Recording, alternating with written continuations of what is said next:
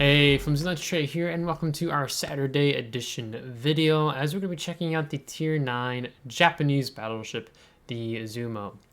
So, we're going to dive in, talk about what type of ship it is, look at the consumables, upgrades, modules, commander skills, and hopefully do this in 30 minutes or less. So, let's get cracking. So, what type of battleship is the Izumo? So you have brawling battleships, sniping battleships, or battleships that are maybe more hybrid, like they can kind of play the, well, I shouldn't say hybrid, but I mean more of a medium range type of battleship.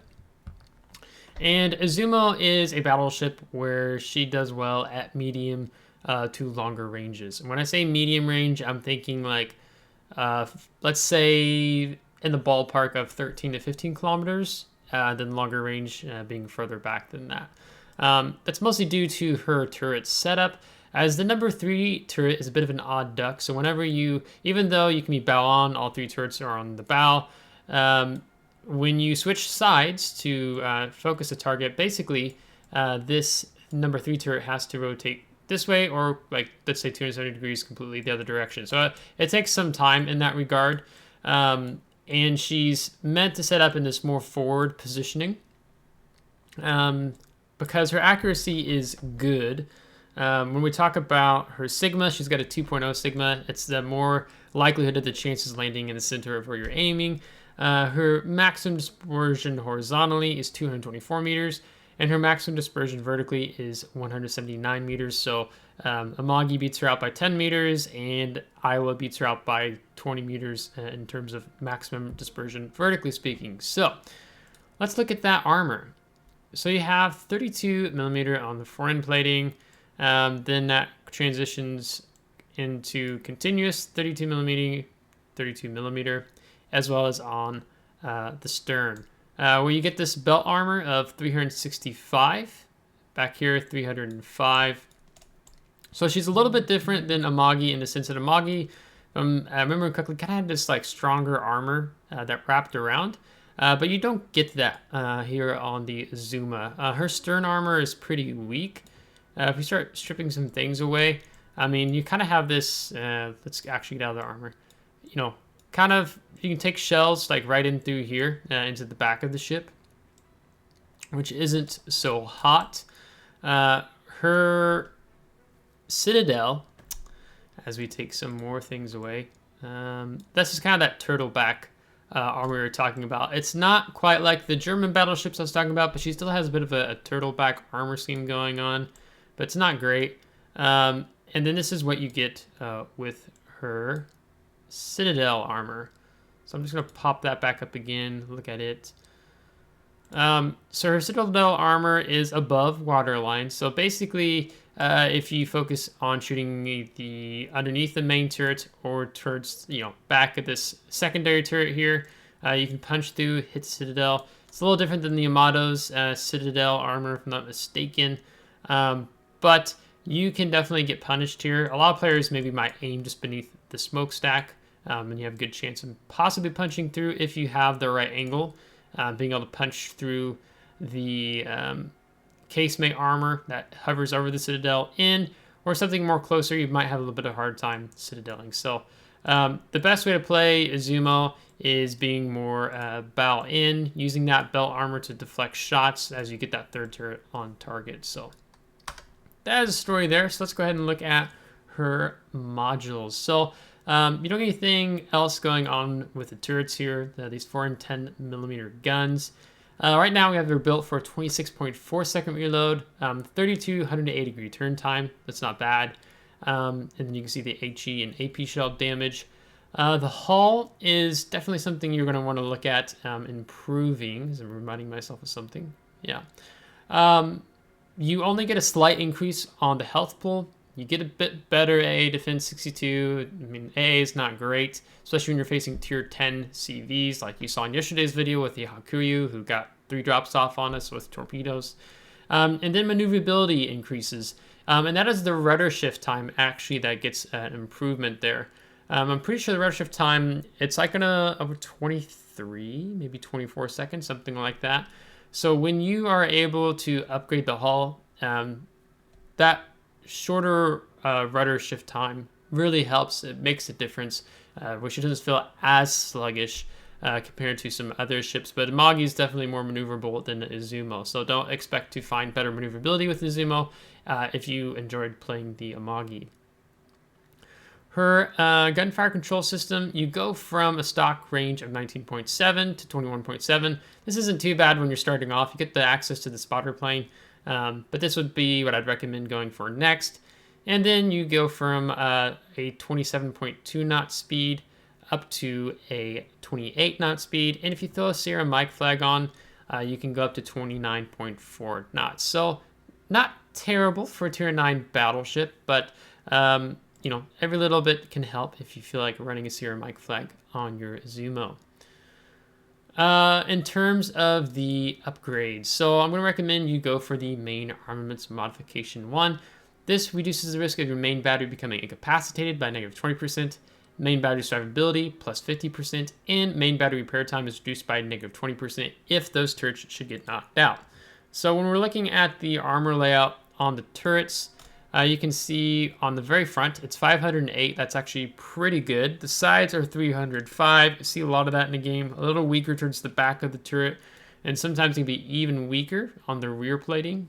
So yeah, it's the weakest, 229. We check the top, 254 and 229. So if you're trying to knock out Izumo's turrets, you want to be going for the back side of the turret, or if you get lucky, the very rear of the turret if the Izumo's not looking at you. But this ship really revolves around its main guns, so you want to be able to keep your main armaments online. I don't recommend the auxiliary armaments. This is just for secondaries, and the secondaries are kind of I would say with the Izumo, we can look at it here without a secondary build. It's 7 kilometers, and you really don't want to do a secondary build on Izumo just because she's not a brawler. Like, she can't handle herself very well in close combat with other enemy ships.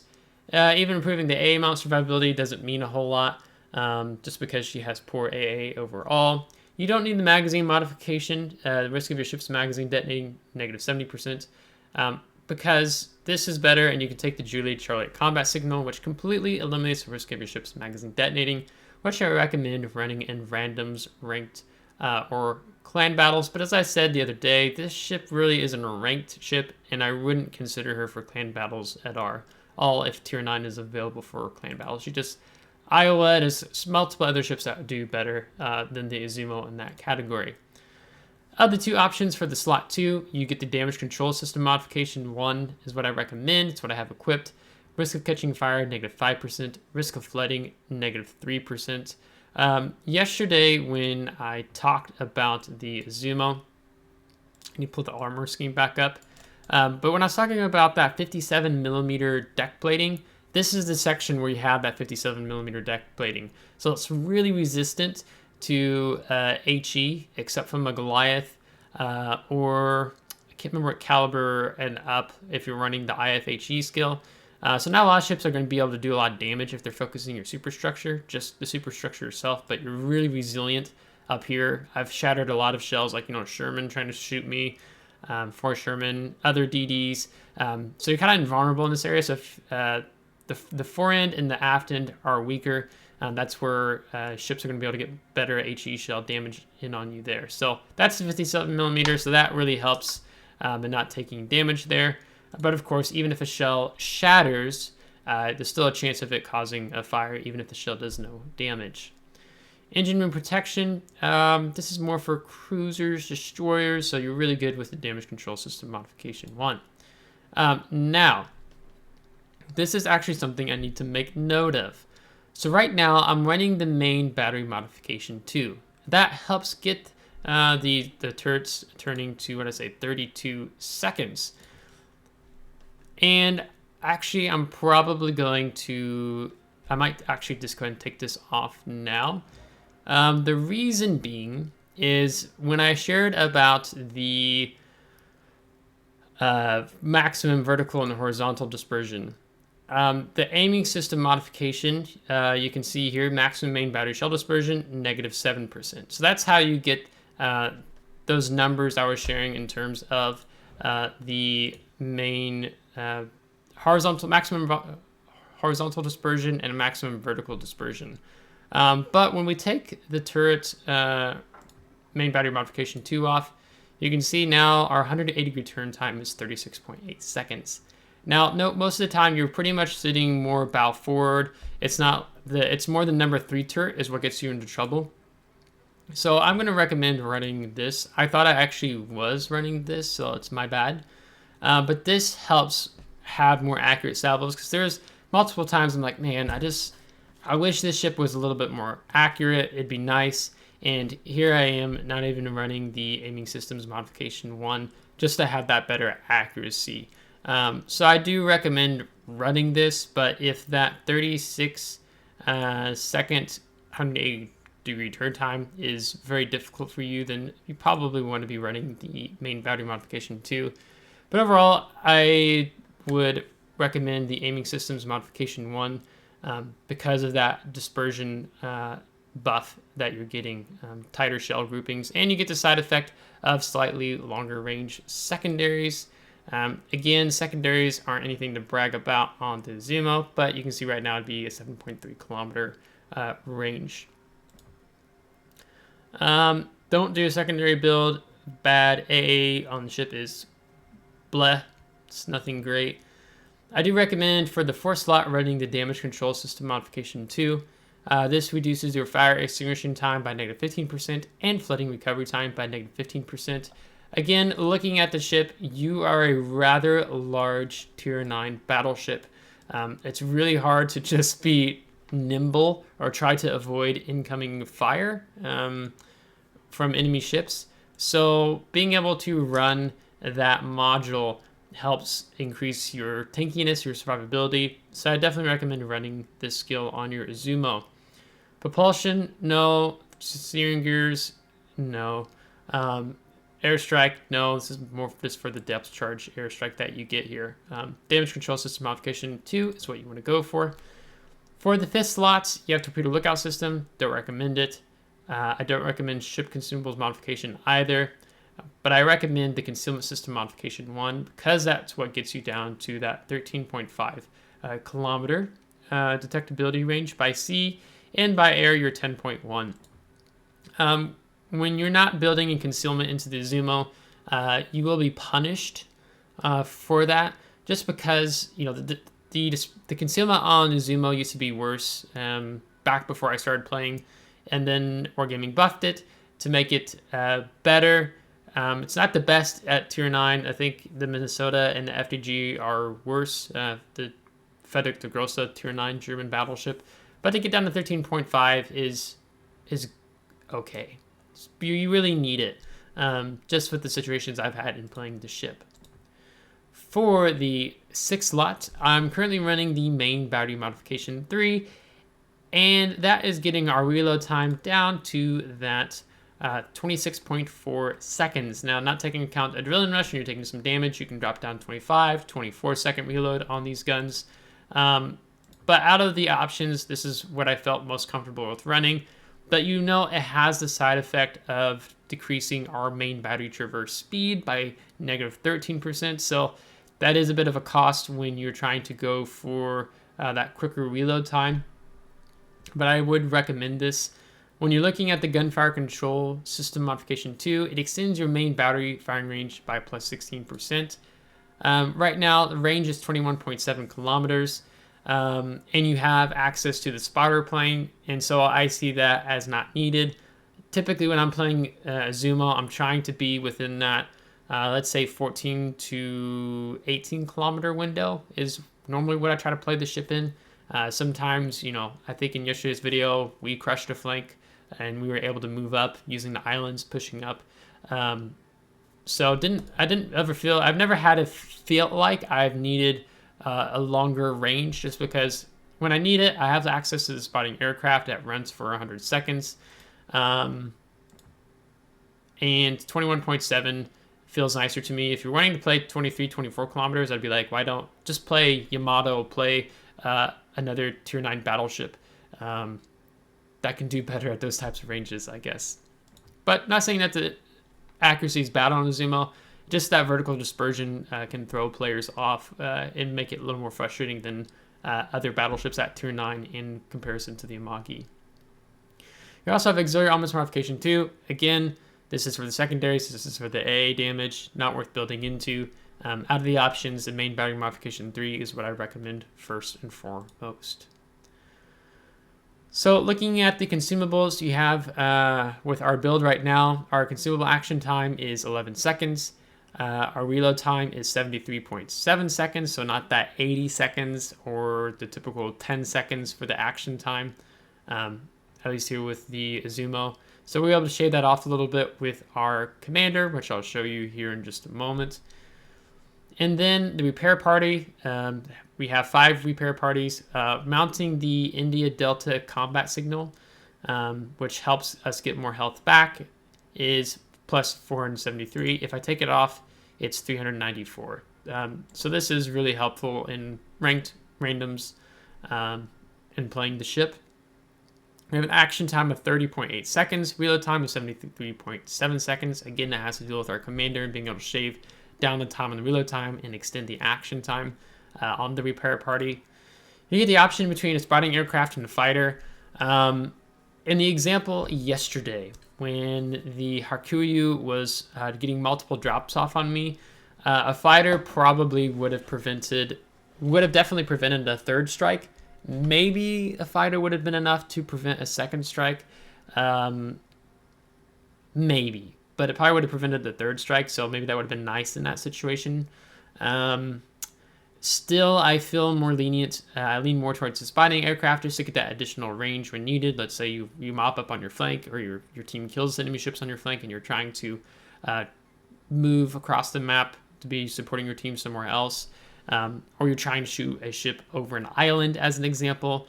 The spotting aircraft really helps. So I'd recommend running that, but you're more than welcome to try both of them out.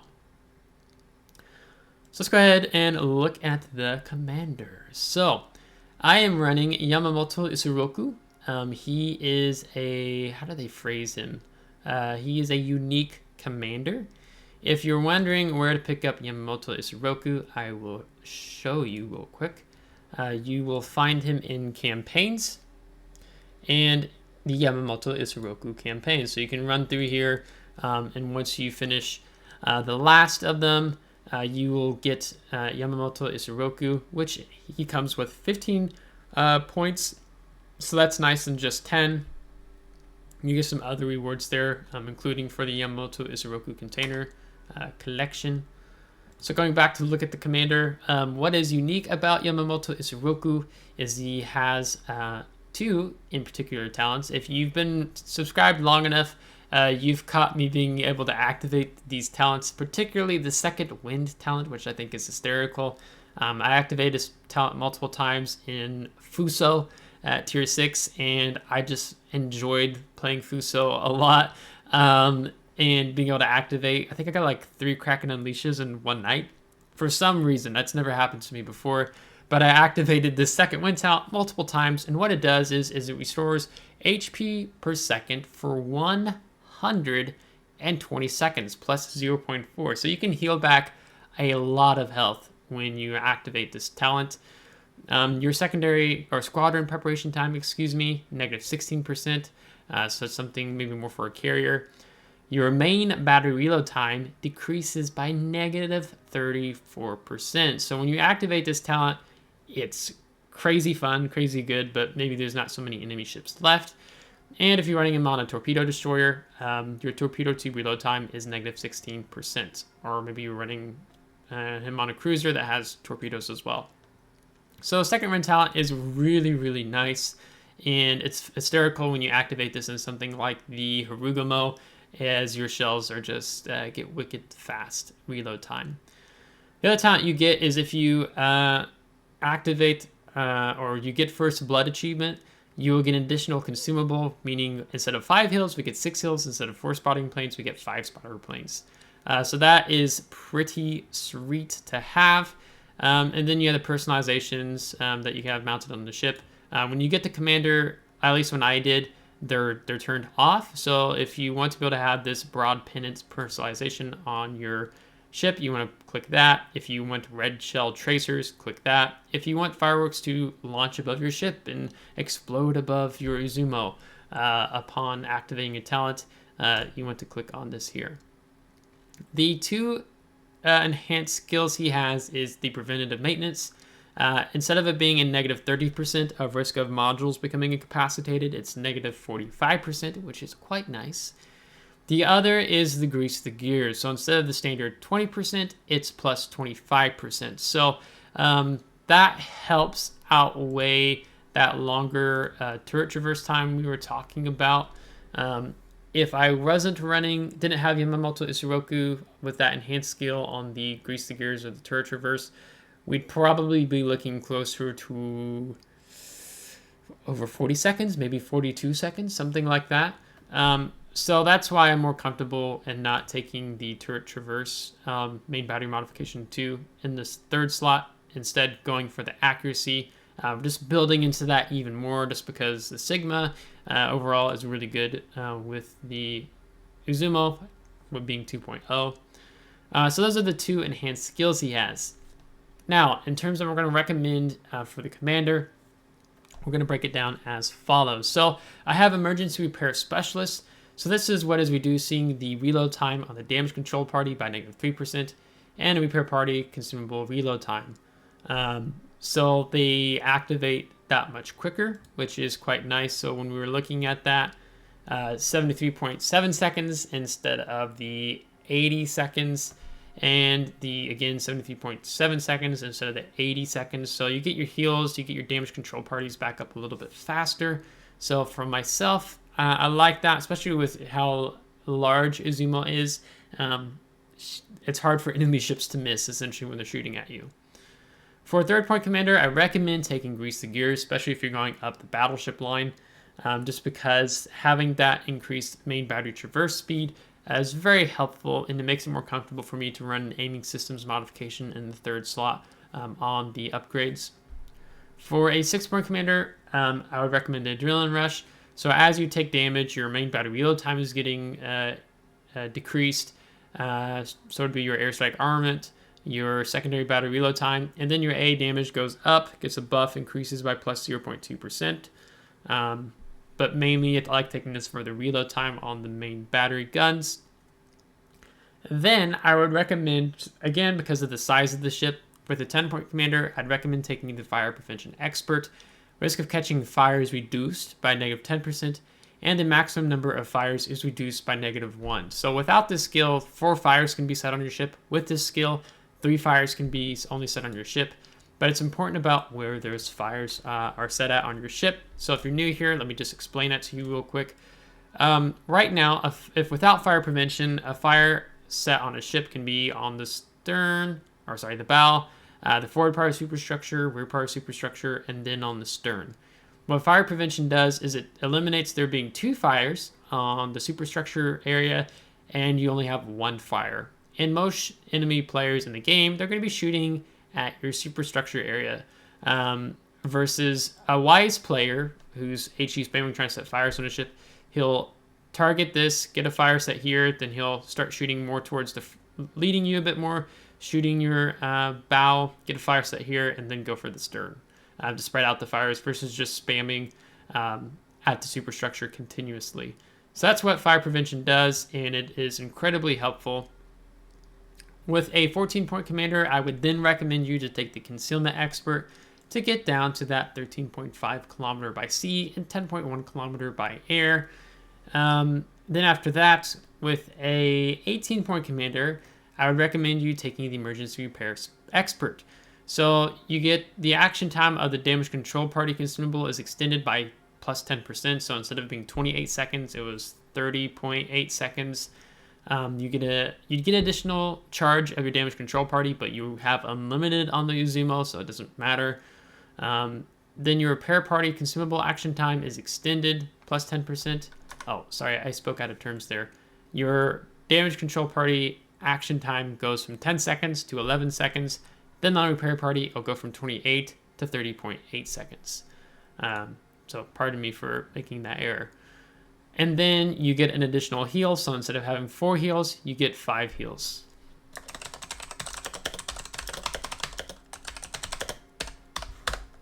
So I'll take care of that real quick. So that is what you can look at with the 18-point build. What I would then recommend running with a 21-point build is the basics of survivability. If you have any modules knocked out on your ship, the restoration time will be negative 15%. Your fire extinguishing time reduced by negative 15%. Your fluttering time, again, reduced by negative 15%. And this skill syncs really well with this guy, because you're already reducing your fire and flooding duration times by negative 15%. So this build is a very typical World of Warships Battleship build. You might find some differences here and there, and I'm not talking about brawling battleships, but more of your standard type, mid-range, long-range battleships, where instead you might have someone running preventive maintenance, or you might have someone running the gun feeder to reduce the time taken to switch between shell types. For myself, I've just gone to build the Izumo with this commander just to be as tanky as possible, as we're not too far away from being at 21 points. Well, I say not too far away. We have a very long way to go. It was nicer back in the day when it was 19 points, and then Wargaming's like, we're going to add 2 more points, and then that grind got insanely long. So 21-point build, this is what I would recommend you running here on the Izumo. As I said in yesterday's video, in terms of my player experience and playing the game, Izumo doesn't necessarily fit my play style. But when I do come across ships that don't fit in my play style, I do what I can to get the feel for them, to adjust. And if you're wanting a more passive gameplay, Izumo fits more into that, because she's that mid-range to long-range firing battleship. She's not meant to push in so much and tank and brawl with other ships. And yeah, and that to me is just odd, because this ship overall just doesn't, in my opinion only, it's not a good carrying ship.